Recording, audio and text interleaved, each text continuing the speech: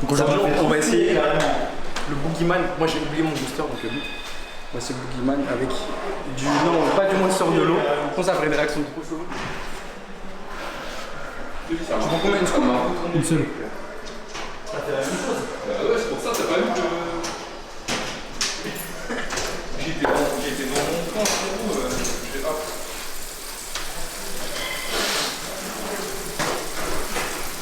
Mais il est grave. Non, ça va, mais moi, après, c'est un monster, Bravo Brownie pour tous les boosters, si vous voulez.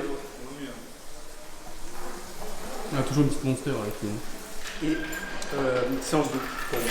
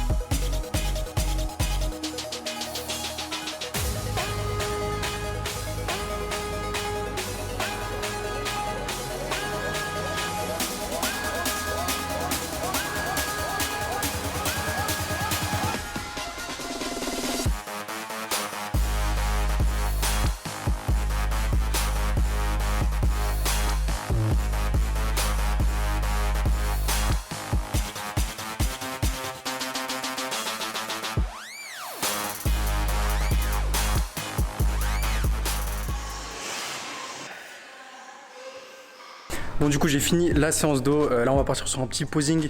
Il y a Alex qui va pouvoir nous montrer, genre on va voir pour améliorer un peu le posing etc. Et sur chaque, par exemple sur chaque jambe, laquelle appuyer etc. Et même quelle pose rendre le mieux, pardon.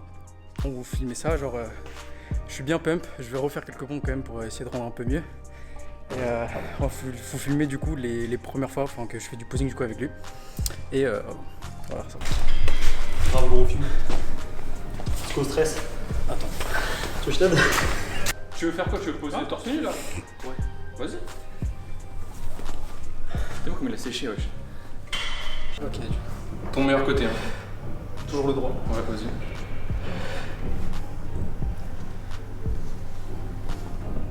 Ouais. Baisse un peu sur le coude. Baisse le coude un tout petit peu. Ouais.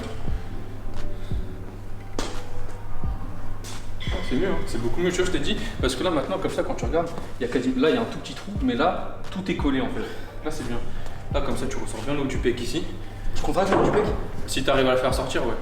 Tu vois, en fait, tu as deux options. Tu vois, il va être strié, relâche-le, il va être entre guillemets un peu plus gros et volumineux, tu vois. Okay. Le coude, il est un peu trop derrière, essaie de plus venir le mettre là. Ouais, tu vois. Ah, c'est bien. Hein. Tu sais, la classique comme ça là. Parce que celle-là, faut l'améliorer. Je commence. Parce que t'es trop loin en fait, t'es trop. Essaye de. Toujours que tu penses à être groupé en fait, que ça fasse un bloc en fait. Vas-y. Ouais, c'est un peu mieux là. Tu vois. Et essaye de plus sortir la cage, ouais.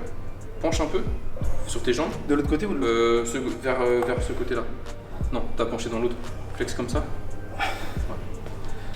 Tu vois, le haut c'est bien, mais il va falloir travailler le jeu de jambes en fait. Parce qu'en gros, si tu veux, le haut il est fluide. Mais là, t'as l'impression que c'est trop en bloc, tu sais, genre ouais, crispé un peu, tu vois. Faut juste que, surtout quand t'arrives, bam, tu sors une jambe. Tu vois, faut que c'est... soit naturel. Ouais, et... tu vois, c'est pas genre t'arrives, t'as une jambe elle est droite comme ça, l'autre elle est comme ça, et le haut est bien, mais en bas, tu sais, c'est trop en mode de bloc, tu vois. Quoi, c'est ça, ah, c'est mieux. Tu vois, déjà, c'est un peu plus sympa, tu vois, comme ça. Vas-y, montre un peu le dos, comme le dos il est bien généralement. Ouais, c'est lourd, là, tu vois, là, toi, tu vois pas, mais nous, ça commence à faire le sapin. Bien. Ah, c'est lourd. Hein. Faut pas que tu trembles, mais c'est lourd. Ouais, tu vois là, faut pas trembler. Là, comme ça, c'est bon. Ouais, lourd. Là, tu vois, tu verras ici, t'as la vidéo ici. Serre ici. Ouais, ça commence à se trier un peu. Le lat, ce qui serait bien, tu t'entraînes à le faire, c'est que tu switches de jambe en gros. Genre, imaginons que tu as le double biceps, tu balances la jambe droite derrière. Ouais. Bah là, C'est mieux. Voilà, c'est bien. Essaye de te tasser sur le dos. Ouais. C'est carré là. C'est propre. Hein. Ah, c'est bien. Et tu vois par exemple, attends. Essaye d'écarter un tout petit peu là et de serrer. Imaginons que tu sors les quads, tu vois. Et ça se voit qu'il ressort plus, tu vois. Surtout si tu te mets ton poids sur cette jambe, tes quadris vont ressortir beaucoup plus. Tu vois ce que je veux dire? Sur ça, moi c'est ce que je fais. Après, tu peux faire l'autre jambe, hein. Mais quand tu mets un peu de poids sur une jambe, elle va être un peu plus galbée, tu vois. Ah, c'est lourd là, ça a bien. C'est carré. C'est pas Et le vacuum, je l'ai un peu plus, tu vois. Vas-y, ouais, tu m'avais dit en plus. Lourd. Ta place de face. Carré. Mais celle-là, faudrait que le vacuum, tu le sortes comme ça quand tu fais la classique. Ok. Faut que tu sortes aussi fort que ça, tu vois. C'est fatigant, non? Ouais. Là, c'est bien, là. Ça a bien avancé. Allez.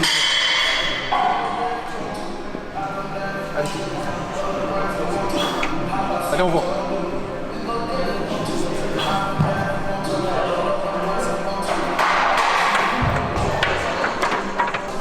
Facile, hein? Quoi? Facile. Ouais, ça va. En fait, c'est de plus en plus facile au fil des règles. Vu que quand tu sors la barre, tu sors ton épaule. T'as fait que toucher le rack. Ouais, mais ça, je le fais tout le temps, même en compète. Inch'Allah, un jour, je suis aussi fort. Hein. Vas-y, gros. Fais attention à ta santé quand même. Bon, là, les gars, ça va graille. J'ai mon tube, bien sûr. Hein. Et ils vont manger un petit kebab. Ça teste un peu mon mental. Même si on est encore très loin de vraiment dans le dur. Mais on reste focus et on va manger le tube comme prévu. Et ensuite un petit shake, bien sûr. Shake QNT goût pistache. Let's go. Attends, moi, montre pas que je mange ça. Hein.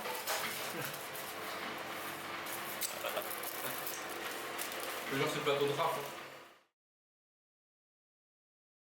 Bon, du coup les gars, je vous reprends aujourd'hui, donc le lendemain de ce qui s'est passé hier. Je viens de sortir là de mon petit cardio du dimanche. Donc vu qu'en fait je sors pas énormément le dimanche, j'essaie de me reposer un peu en ce moment parce qu'en plus il faisait pas ultra beau ces derniers temps, donc je me repose vachement, donc j'avais pas trop le temps de sortir et de marcher, donc faire plusieurs pas, etc.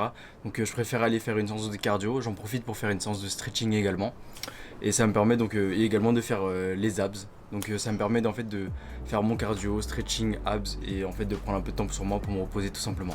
Donc là je pars pour un petit update donc sur un peu tout ce qui s'est passé ces derniers temps par rapport au point de départ de la cut, comment ça se passe actuellement et comment ça va se passer dans le futur. Donc j'avais commencé cette sèche à 87 kg 4 et actuellement je suis à 84 kg 8. Donc je me suis pesé ce matin du coup, donc je suis à peu près à 2,7 kg de perdu actuellement, donc depuis début juin. Comme vous pouvez le voir, c'est pas une perte de poids ultra drastique. On a essayé donc depuis début juin de descendre tranquillement les carbs et augmenter au fur et à mesure un peu le cardio. Donc actuellement, pour vous donner un ordre d'idée, je suis à 20 minutes de cardio après chaque séance haut du corps. Donc je suis du coup à 4 séances de cardio par semaine, voire 5, bah du coup quand si le dimanche, du coup pour mon jour de repos, si je sors pas marcher énormément, je rajoute du coup une séance de cardio. Je vais tranquillement à la salle, ça me dure 20 minutes, enfin du coup 30 minutes avec un peu de stretching, etc. Et c'est très rapide, donc voilà, pour l'instant j'ai 4 séances de 20 minutes de cardio. J'ai commencé à 15 minutes, mais là depuis cette semaine, depuis ce début de semaine, donc depuis lundi, on a commencé avec 20 minutes de cardio. Par rapport à la descente de carbs, donc c'est le seul facteur qu'on a changé dans mes macros. Il faut savoir que j'ai commencé la PDM avec, on va dire entre guillemets, je vais pas compter le matin, je vais juste parler en termes de grammes, imaginons de riz. Donc j'étais à 70 grammes de riz sur 3 repas, et sur ces 3 repas là, à chaque fois on est descendu chaque semaine de 5 grammes, donc 70, 65, 60, 55, et actuellement je suis à 50 grammes de riz par repas. pour la suite, tranquillement, soit je sais pas encore si on va augmenter le cardio, mais sinon on peut encore descendre les carbs bien sûr.